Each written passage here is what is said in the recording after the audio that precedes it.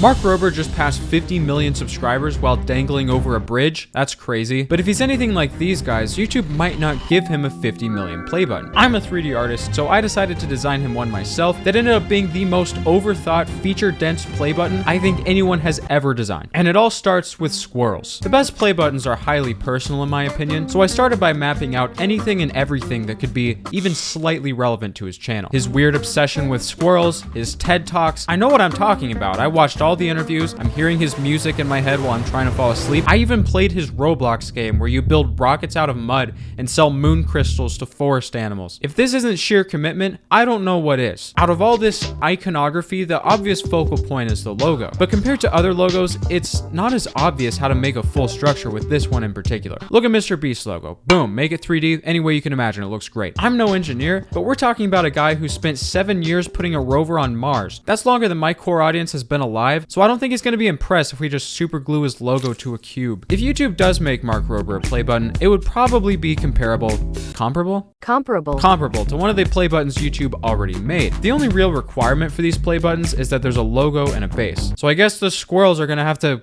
wait while I figure out how to make Can you guys calm down? Thank you. I tried this 3-sided 3D version to give it a more unique shape. Maybe the M could be floating in the middle somehow. Actually, I changed my mind. It's way better if it has 4 sides. Actually, I ended up trying 12 separate variations and combining them with a bunch of base variations, just kind of hoping one of them's gonna jump out and really speak to me so the voices won't have to anymore. Most of them still feature the logo front and center. Don't ask about the light bulb. It was worth trying, okay? I'll stand by that. But in a tragic twist of events, the one I liked the most ended up just being the original logo with slightly varied thickness. For such a small change, it makes a huge difference. However, to say it's good enough would be a fatal mistake. You see, the first thing you realize about Mark Rober, not to be presumptuous, but he's kind of a science fan. Like if he turned evil, the world would be in shambles. Glitter Bomb 7.0 now with a durable titanium frame and Greek fire. So maybe the play button could be impressive not from the complexity of the design, but from how the design actually works. It's pretty simple actually. There's more of them. I was researching popular science decor items, Tesla coils, ferrofluid, whatever this thing is, thinking maybe there's a gimmick or a science concept that I could incorporate into the design itself. There's got to be some way for this bird to be useful.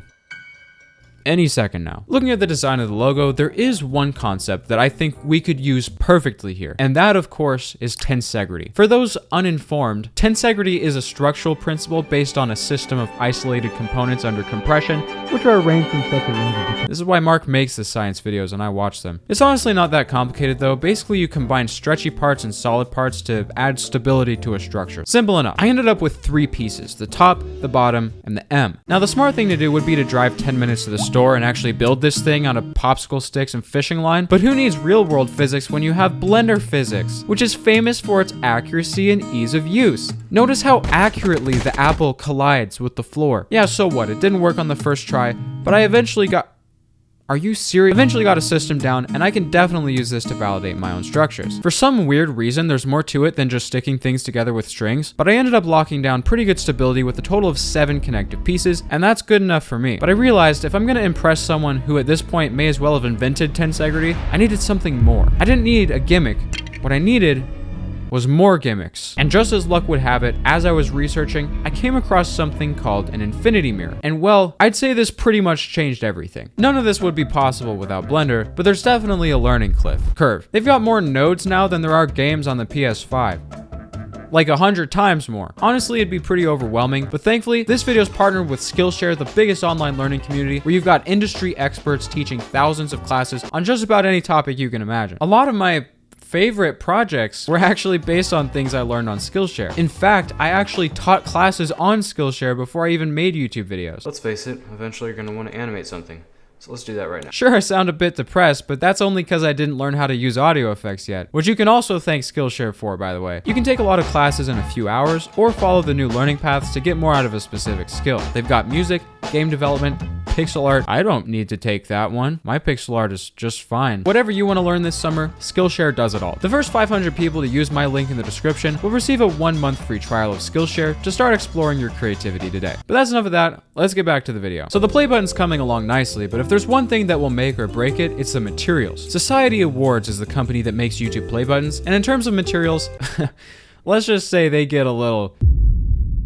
oh no. But the play buttons themselves are usually metal or some kind of resin. For my design, I tested out a few starter options: aluminum, gold, missing asset. It would probably be helpful if I spent more than 10 seconds on these connection pieces. So I did a bunch of vertex surgery and even added these pockets in the middle, just to make the shape a bit more obvious. It seems like a small thing, but the biggest issue here is actually these sharp corners. Besides Lego pieces, nothing in real life is perfectly sharp like this, so it makes it look really unrealistic. Unfortunately, this model is made of spaghetti geometry that was generated from stupid curves, so it might not bevel perfectly on the first try. Let's see. Yep, I'm losing sleep tonight. Ugh, Mark, why can't you just be normal? Oh, thanks. Man, if only there was like a node that just bevels it for you or something. What? Oh, hey, it looks pretty good. Yeah, I started testing different material combinations. Maybe we can go half and half like this.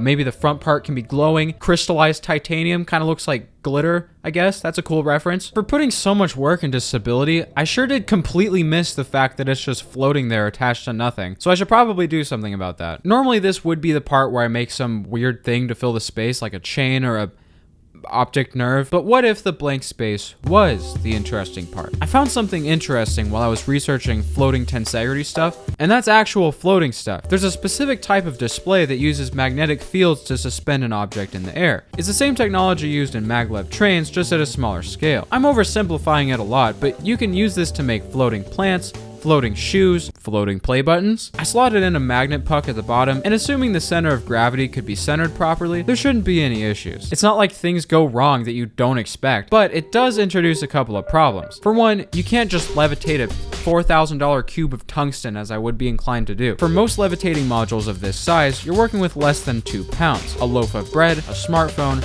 a banana.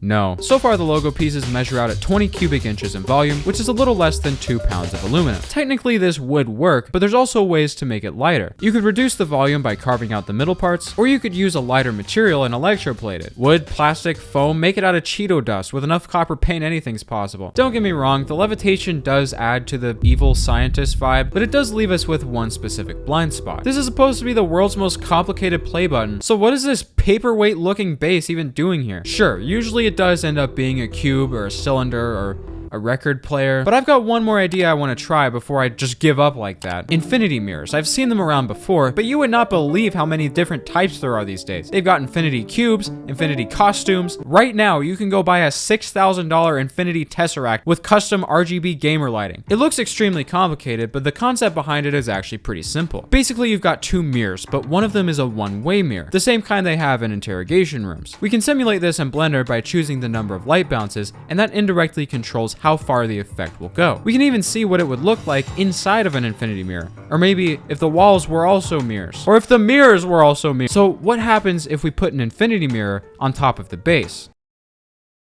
This is so much better than the Squirrels. The best part is, it's simple enough that it only takes a tiny portion of the space, so with the right materials, it shouldn't affect the levitation, at least in theory. It'll probably break everything in reality. With that, I slapped the congratulations on the front and cooked up a box real quick with some foam cutouts for the different pieces. That's it for me. Couldn't be happier with the design personally. If you're a fan of Mark's, I hope you agree. And without further ado, this is Mark Rover's custom 50 million play button.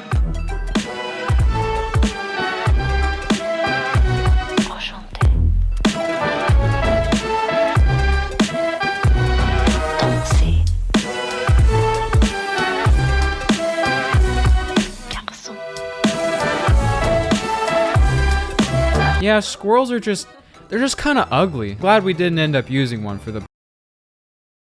I'd like to apologize for my previous statement.